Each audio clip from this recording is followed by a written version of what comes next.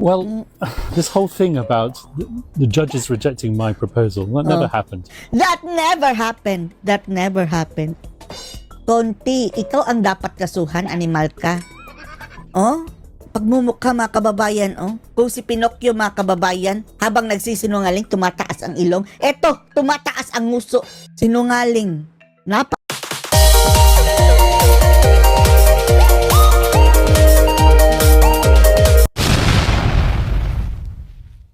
Kababayan, natatandaan nyo pa ba ito mga taong mukhang may kagat-kagat na salbabida sa bunganga?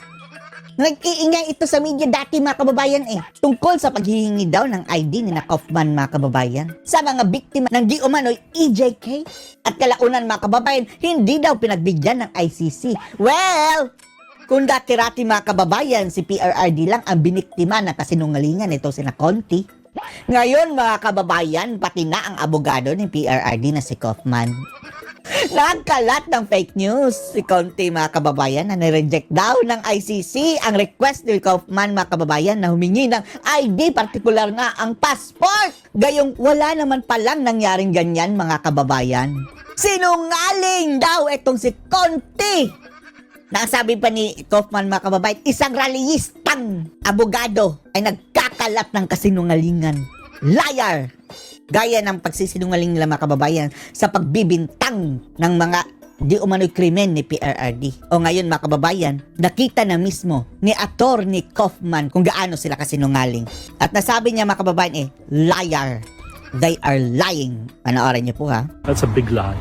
That's a big lie.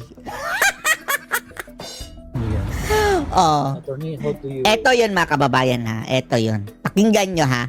respond to the ICC judges' rejection of your proposal? Nireject daw ha. Yan ang pinapakalat ni Conti mga kababayan. Nireject ang request na proposal na hinga ng passport ang mga mga kababayan daw, mga biktima.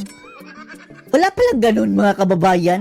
Si Conti itong gumagawa-gawa ng propaganda, Diyos mio. Do you believe it undermines the rights of the other way? Well, this whole thing about the judges rejecting my proposal, that never happened. That never happened. That never happened. Conti, ikaw ang dapat kasuhan, animal ka. Pagmumukha mga kababayan, kung si Pinocchio mga kababayan, habang nagsisinungaling, tumataas ang ilong. Eto, tumataas ang nguso. Sinungaling. Napakasinungaling mga kababayan. All that happened was that there were two activist victims representatives Two activist victim representative. Si Butoyan mga kababayan at si Conti. by the names of Joel Butian Butoyan. Ay, nako. and Christina Conti, Christina Conti. who made all sorts of assertions in the press that I had asked to. Nagpuputak sa press mga kababayan, nagme-make ng assertion. Ibig sabihin, yung mga hula lang nila, haka-haka mga kababayan, pinuputak na sa media. Press that I had asked to restrict victims' participation in the process by limiting Para daw ma-restrict yung participation daw mga kababayan ng mga biktima para hindi daw titistigo ayon doon kay Conti mga kababayan. the ID documents that could be used. Ni-request daw ng ID ni Kaufman. That never happened. That never happened. Ay nako, ang dami pang pinagsasabi nitong sina Conti mga kababayan. Kung yung passport para lang yan sa mayaman, blah blah blah blah blah blah blah blah blah. That never happened pala in the first place mga kababayan. All I was doing was I was relying on what the Philippines social security system requires. Ang gusto lang niya mga kababayan is ma-identify yung mga witnesses and yung mga victims based on the identification, on the proper identification na andito sa ating bansa. Sa kanila kasi mga kababayan, social security number. Wala tayo niyan dito Pero wala pong rejection mga kababayan na naganap. For ID to be verified in the Philippines. Verify lang. What they don't tell you Ang hindi nila sinasabi is sa that inyo. they were not accepted at this present moment in time to be representatives of the victims. Yun pala mga kababayan, nagpuputak itong sila Conti. Gayong hindi pala sila in-accept ng ICC mga kababayan bilang official na abogado, lawyer ng mga biktima. On sa ICC mismo. Rather the OPCV, which is the unit which is dedicated to representing victims at the ICC. So this is not a question of the judges rejecting something that the defense asked for. This is a response that the defense made to the VPRS, which is the internal court unit which is responsible for assessing victims' applications. applications. So walang nangyayaring rejection mga kababayan ha. Just to make things clear, gaya ng pinagkakalat kayo ni Conti mga kababayan at nababalita na rin sa mainstream media. That's all we did. We made observations. We didn't make a request which was rejected. That's a big Hindi daw sila humingi ng request that was rejected. observations. We didn't make a request which was rejected. That's a big lie. That is a big lie. Conti a liar. So do you think the ICC steps Napakasinungaling talaga. the requirements, particularly in highly politicized cases like this? Once again, this whole issue of it being a dangerous precedent is not something that we created. It's something that's in the minds of Joel Butian and others. Nasa isip lang daw yun nila Butuyan at ni Conti mga kababayan. Yung mga gawa-gawang mga senaryong iyon. Grabe mga kababayan.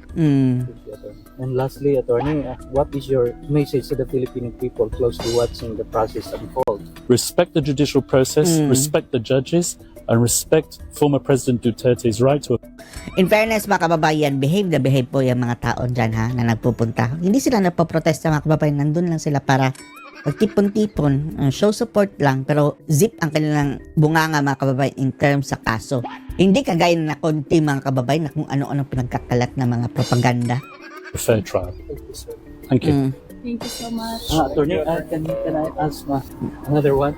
Sir, may we ask if you have already applied for PRRD's interim release? Once again, I'm not going to Interim comment release. on the chronology of that request. There will be a request for interim release in due course, but as I said many times before, In due course pa mga kababayan, wala pa sa ngayon. certain conditions have to be ripe for that interim release to take place. Papahinugin pa daw mga kababayan in certain condition. Like what?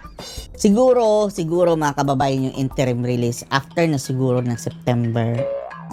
Ewan lang natin kung after o baka mga kababayan, dahil nasa pre-trial phase pa ngayon mga kababayan nililikom pa ang mga ebidensya. Siguro after na nila ma-assess din lahat ng ebidensya mga kababayan, siguro bago mag-pre-trial, nagfa-file na sila ng interim release. And it's the judges who ultimately decided. Ang judges Sir, ang do you think magde-decide. that, our former president will be brought back to the Philippines before the confirmation of charges on September 23rd? I certainly hope so. In fact, I can't Sana lang. understand why he is here. He's a Filipino citizen. Oh, There's a Filipino president in that country who threw a Filipino citizen over here to ang Filipino tinutukoy mo na nagpatapon kay Digong, si Bangag. Pakinggan nyo, sabi niya mga kababayan, there's a Filipino citizen in that country, Pilipinas na mga kababayan, who threw a Filipino citizen here in ICC. Si BBM ang tinutukoy niya. citizen. In fact, I can't understand why he is here. He's a Filipino citizen. There's a Filipino president in that country who Filipino threw president. a Filipino citizen over here to be tried. Why isn't he in the Philippines? Why isn't he being tried in the Philippines? Correct! Why is there not a Filipino judge who is trying him? To think na ang kanilang binibintang crimes against humanity, and then 43 lang pala mga kababayan na individual ang kanilang binibintang. Di nga natin alam yan kung sino-sino ang mga iyan. Exactly, sir, because that's the sentiment of a lot, if not most of the Filipinos, that he is illegally detained here and that our judicial system is fully functioning well. So we Kasasabi lang ni Kaufman na wag nang i-touch yung mga totoo sa kaso, baka magalit ang judge. don't understand why the ICC actually took cognizance of what's happening right now. Yes, I fully sympathize with that sentiment entirely. Thank you. Sir, thank you, sir. Napa-agree na lang. Thank you, sir. Oo, totoo naman talaga mga kababayan. Agree naman tayo dyan. Kaso lang mga kababayan, hinay-hinay lang muna daw tayo dahil baka mabulilyaso ang kaso mga kababayan. Hayaan lang muna natin ang mga updates. Sila na ang bahala mga kababayan. Kaya siguro mga kababayan na hindi kinuha din si Roque dahil umpisa pa lang mga kababayan matalas na ang dila ni Roque mga kababayan Parang inatake na niya ang ICC. Hindi pwede yan mga kababayan na aawayin mo na kaagad dahil sila ang magja-judge. Magagalit yan sa'yo. Although magaling si Roque mga kababayan, pero minsan kailangan pong talagang i-control ang emosyon mga kababayan, lalo na at abogado ka, and then andyan ka sa kanilang teritoryo. Tapos sila pa ang maghuhusga mga kababayan, tapos aawayin mo. Delikado. Great day. We're still hoping, sir, that the President Rodrigo Duterte will Hoy, ang mic, dinala mo. Oh, you want your thing back? Dinala pa niya ang mic kababayan sa vlogger. Thank you so Pray for much. you, attorney. Oh, nangingilabot daw si ano mga kababayan, si Alvin, oh.